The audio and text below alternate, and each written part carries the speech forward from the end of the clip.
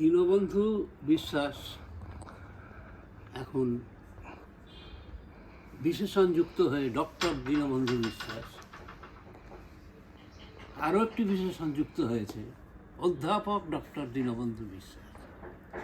কিন্তু আমার কাছে সে ওই বিশেষণ মুক্ত দিনু বলেই পরিচিত।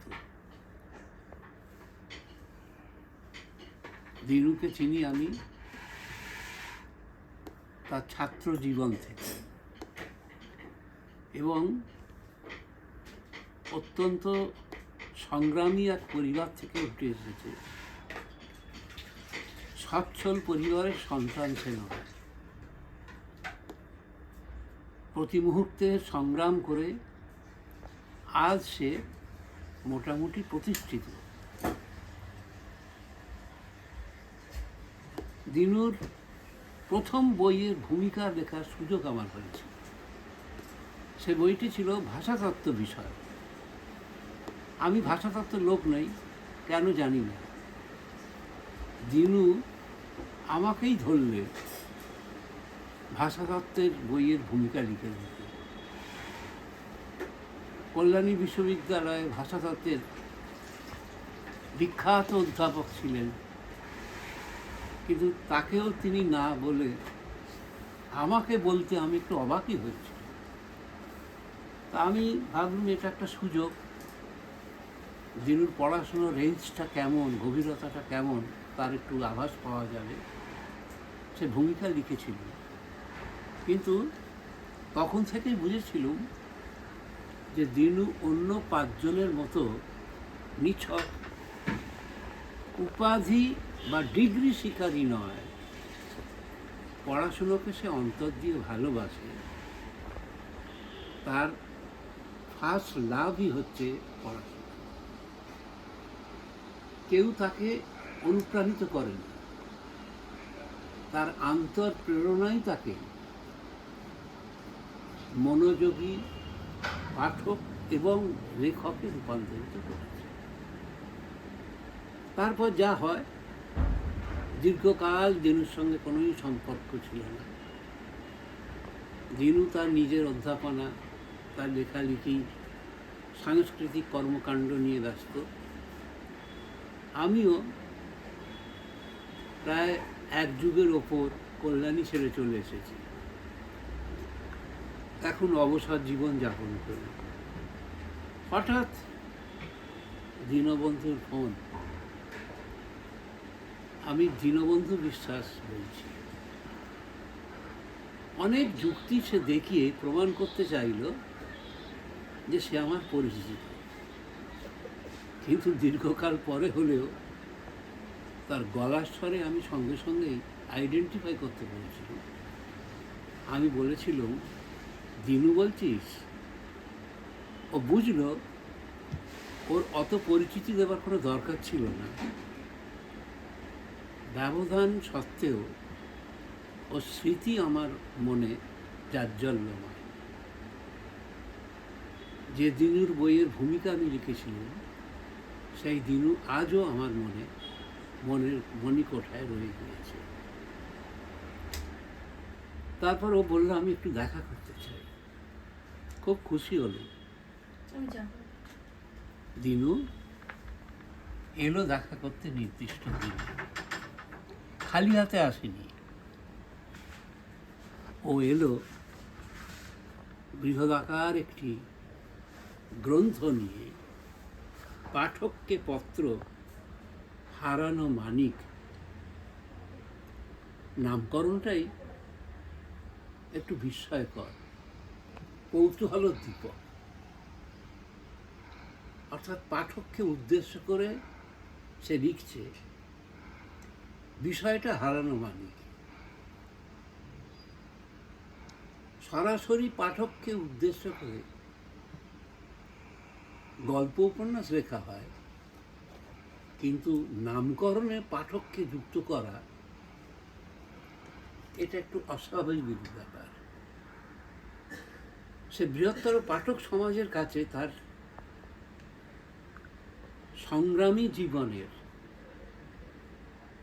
অভিজ্ঞতার কথা তুলে ধরতে চেয়েছে। তার দেখা বিভিন্ন চরিত্রের উপস্থাপনার মধ্য দিয়ে, যার মধ্যে একটি চরিত্র গোসাইজি। গ্রন্থটি দিয়ে সে খুব বিনয়ের সঙ্গে বলে গেল, যদি সময় পান একটু পড়ে দেখবেন। তার বলার মধ্যে জোর ছিল না, একটা আবেদন ছিল, এবং সেই আবেদনে বিশ্বাসের থেকে অবিশ্বাসটাই বেশি কার্যকরী ছিল।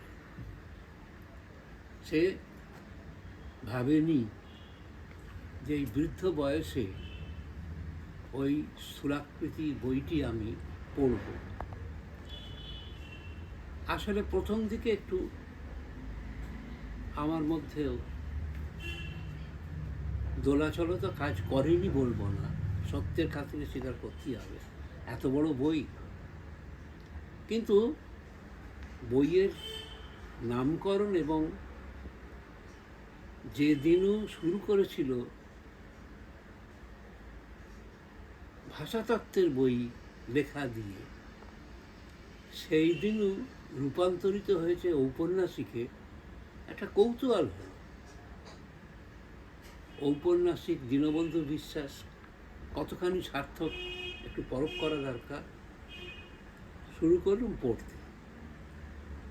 প্রথমে ভেবেছিলাম যে 2-4 পাতা পড়ার পরই আর এগোবো না, মানে এগোনো যাবে না, কারণ গবেষণাধর্মী রচনায় যার ঝোঁক, গবেষক ঔপন্যাসিক খুব বিরল ঘটনা।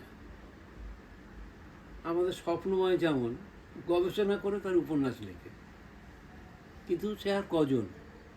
মূলত তো ঔপন্যাসিক তার নিজের অভিজ্ঞতা আর কল্পনা একেই আশ্রয় করে। কিন্তু দীনবন্ধুর ক্ষেত্রে আলাদা, সে তার অভিজ্ঞতাকেই আশ্রয় করেছে, কল্পনার থেকেও বেশি। শুধু আশ্রয় না, তাকে প্রশ্রয়ও দিয়েছে।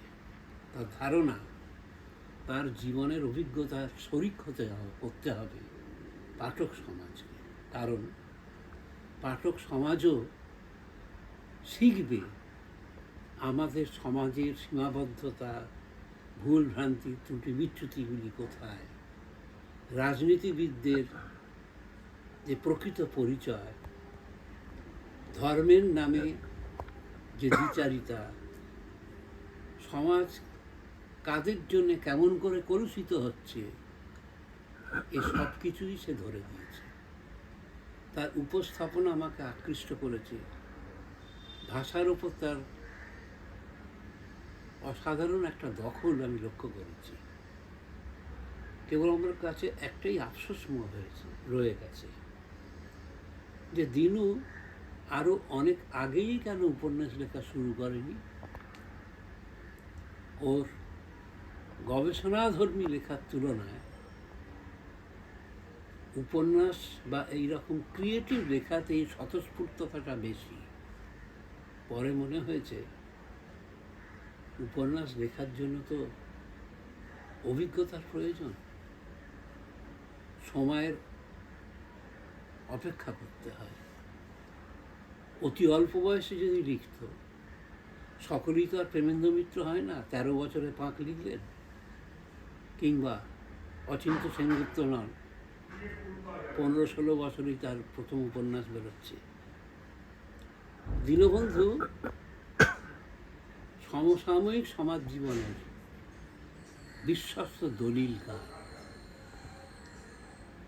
এটি শুধু উপন্যাস নয়, সমসাময়িক সমাজ জীবনের একটি নির্ভরযোগ্য বিশ্বস্ত দলিল বলেই স্বীকৃত হবে পাঠক মহলে। আমি বইটি পড়ে তৃপ্ত হয়েছি, এবং সবথেকে বড় কথা, ঔপন্যাসিক দীনবন্ধুকে আমি আবিষ্কার করেছি। আমি অপেক্ষায় থাকবো তার পরবর্তী সৃজনশীল লেখার জন্য। দিনুকে আমার আন্তরিক ধন্যবাদ এবং আশীর্বাদ।